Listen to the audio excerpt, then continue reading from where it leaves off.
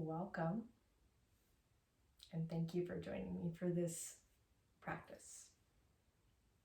And take whatever seat is comfortable for you.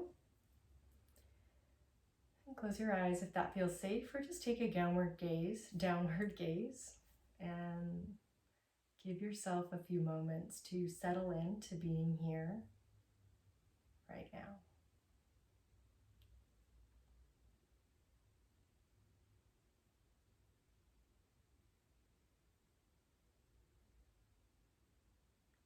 Begin to notice the points of contact that your body is making with the ground beneath you. Allow those to release down as if they're becoming heavier on the ground.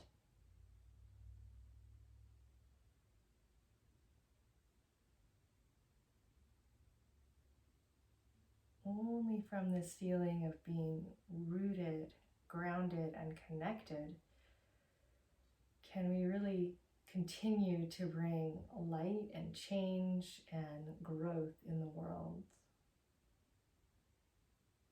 So if you want, you can join your hands in honor of that and bow your head.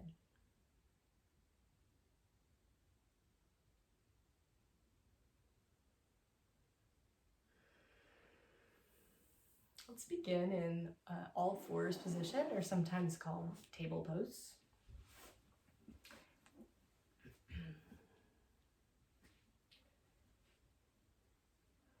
And as you begin to move, I want you to notice if you're inhaling when you round your back or exhaling when you round your back. There really isn't a correct way.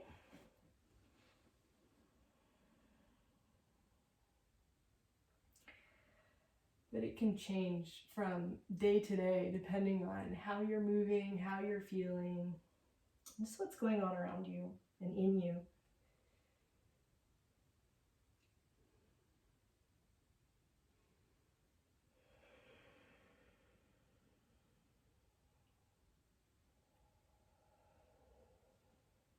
Go ahead and curl your toes under and begin to pike your hips up and back into downward facing. If you have tighter legs or a tighter low back, you can always bend your knees. It's important to send the hips high and to lengthen the low back. If the back is rounding, that's a little bit more dangerous for your back. So you can always do it in front of a mirror or film yourself like I am right now and just take a look. And then I want you to just pick the shape, whether it's bent or straight-legged, and I want you to get all the fidgets out like I'm doing right now, and then just hold still. Holding still allows your body to be a container for the prana, for the breath. It helps us learn how to focus the mind, or at least to notice when the mind is being busy. Just hold still and let your body be the framework for what's going on inside you.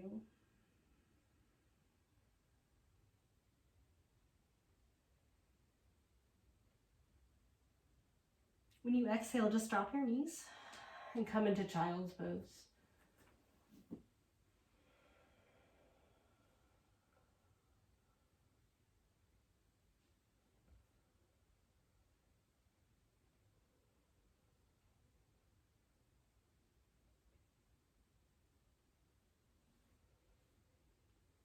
Begin to pick yourself back up to sitting.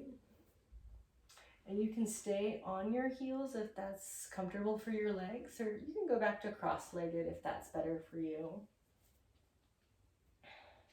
Just rest your hands in your lap. Float your head right over your pelvis.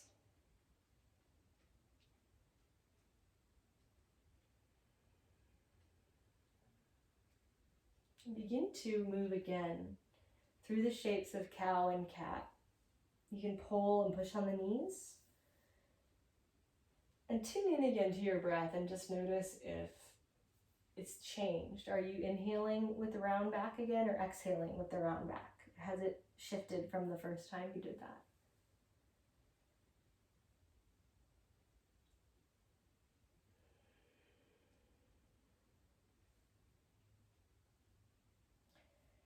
when you slide back into an upright position, take yourself into a twist to the right. You can always use one hand on your back and the other hand on one of your legs.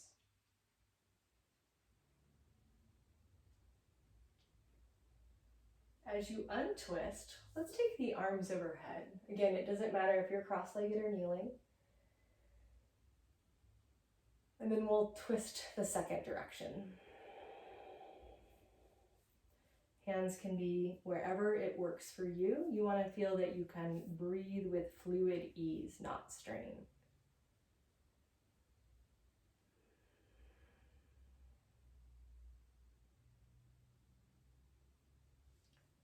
Inhale back to center, and once more take the arms with you overhead. And on the exhale, we're going to come back to all fours and to dog pose, the downward version.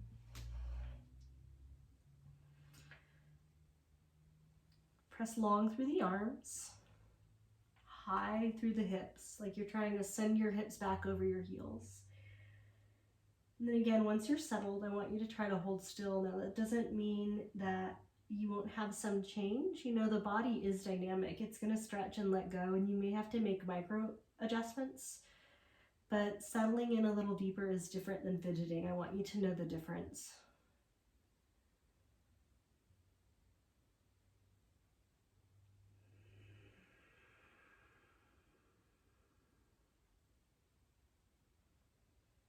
Walk the hands back to the feet so that we're in a forward bend near the back of the mat. When you exhale, fold forward.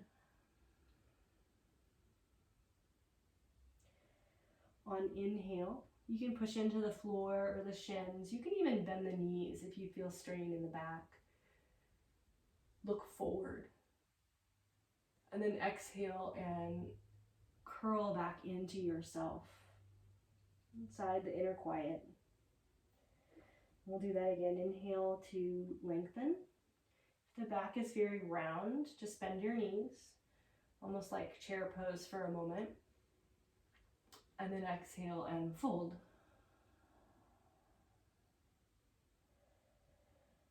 Last time.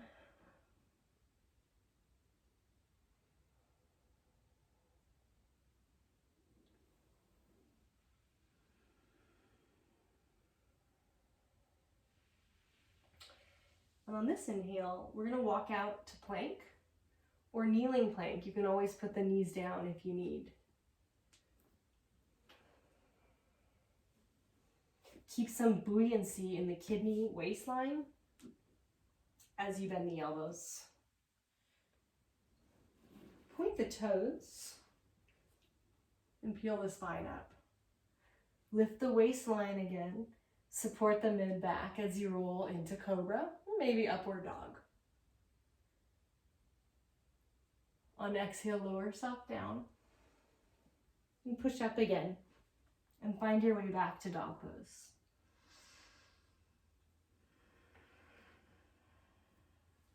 Three breaths here.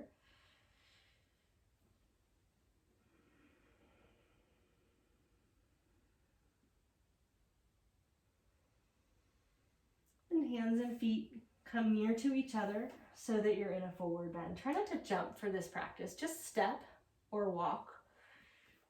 Jumping is just a different energy. We're trying to create a calming energy in this practice, not an energizing vibrancy. That may come too. Now, this time, if possible, you can squat and go right through a deep squat if you can. Now, if your heels don't do this naturally, you could do it with your heels up, using the hands for support. You could also provide a little prop for your heels like this blanket so that your heels are elevated. If it's too much on your knees, just keep the hips high. It's going to be more of a thigh workout. Stay with it. One more breath. And then we're going to sit all the way down on the mat. Now, when you're sitting anytime in yoga, if the low back rounds behind the pelvis, like past the sacrum, that's not a safe position for the lumbar spine.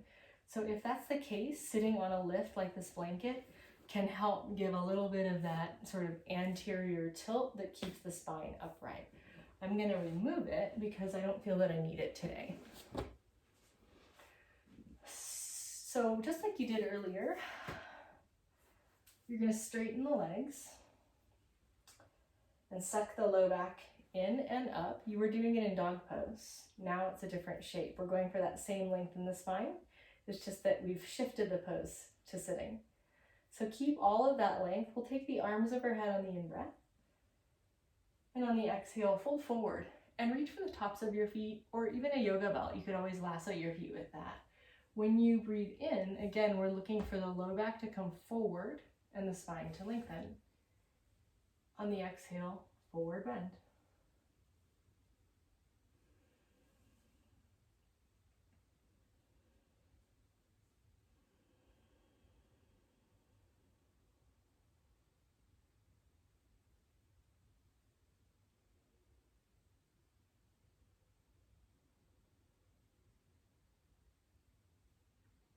Go slow and start to come back up. Bend your left knee out to the side and open the knee toward the floor. We're going to twist to the right, much like we did earlier when we were sitting.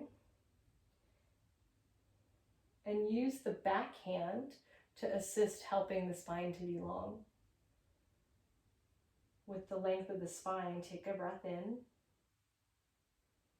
and fold forward on the exhale. You can move that back hand up next to your knee to help twist your belly to face down towards the ground. Hands can stay on the ground or they can reach out for the front foot. You want to feel like you're not going to vibrate yourself out of the pose because you're trying so hard. You also want to be able to breathe. So we'll do a little bit of rotation in the middle to face the leg. If you tend to have problems with your SI joint, your sacroiliac joint, you'll want to stay with your torso right inside your front leg, inside the straight legs. Just aim straight down the middle versus twisting over the straight leg. That just puts more strain back there. So just be advised. But go ahead and fold forward on whatever track your spine needs to be on.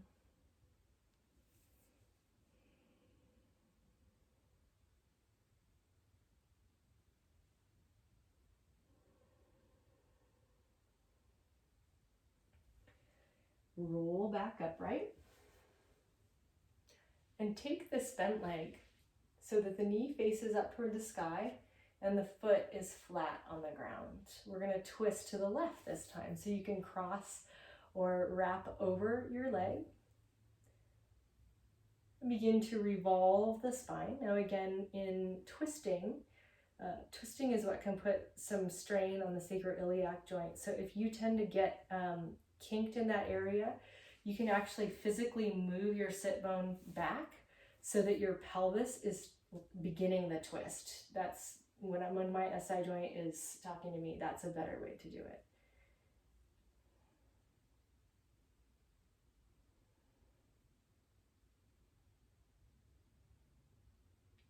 Please untwist and stretch out your bent leg. Bend the second leg, but it goes out to the side on the floor first. Now, low back is trying to lean forward with this.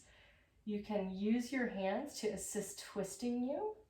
So kind of classic old school thought of yoga is to aim the spine right down the straight leg and to minimize strain in the low back and the hips. A lot of people find that going for just inside the leg, kind of like what would be between your legs if both legs were out front, is a little bit less risky on the sacrum and SI joint.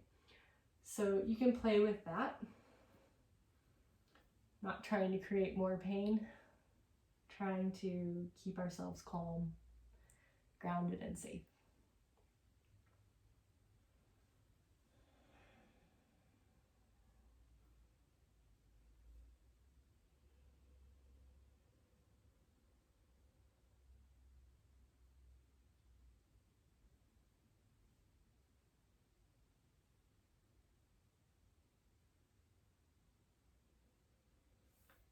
Please pick yourself back up, right? And take that bent leg and put it foot flat, knee toward the sky. And again, these small adjustments. So old school yoga thought was keep the pelvis very square and just turn the spine. What happens for some people is then where the sacroiliac joint is, which is where that triangular bone at the base of the spine meets your pelvis, there becomes torque on that area. So if you're concerned about that or you have pain there, shift your bent leg hip back so that your hips are asymmetrical and the hips, the pelvis itself is beginning to twist. And start to rotate the spine with that. I'm gonna look at you over the other shoulder now and see where you go.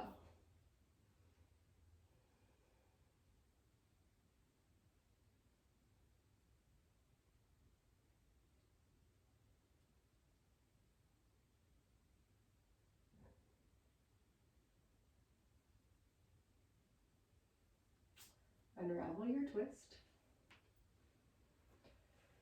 And stretch out your leg once more. We'll take Paschimottanasana, the seated forward fold, one more time. Reach overhead. Just wait for your exhale. There's no rush. When it comes, fold forward over your legs. On in-breath, you can mimic what we do standing, Ardha Uttanasana, that long length of spine looking forward. And then exhale and bow.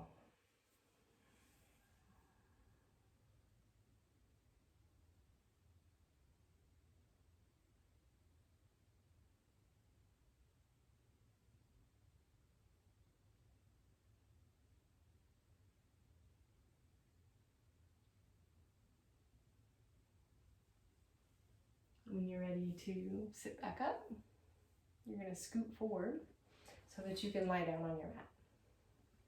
We're going to take a counter pose. So in yoga speak, a counter pose is a pose that is opposite of all the directions you went. We mostly twisted and rounded forward. So now we're going to take a bridge pose. You can push back with your upper arms and elbows. Lift the chest and then lift the hips. Do your best to keep the knees from splaying wide. And chest goes toward the chin. The knees reach the opposite direction. Take a breath into the top of the chest. Keep the chest open as you exhale and come back down. You can pull the hips a little bit away from the head so that the low back is long. You're welcome to stay as is or to hug the knees in or take a twist. Anything to help you feel settled, present, and to care for yourself.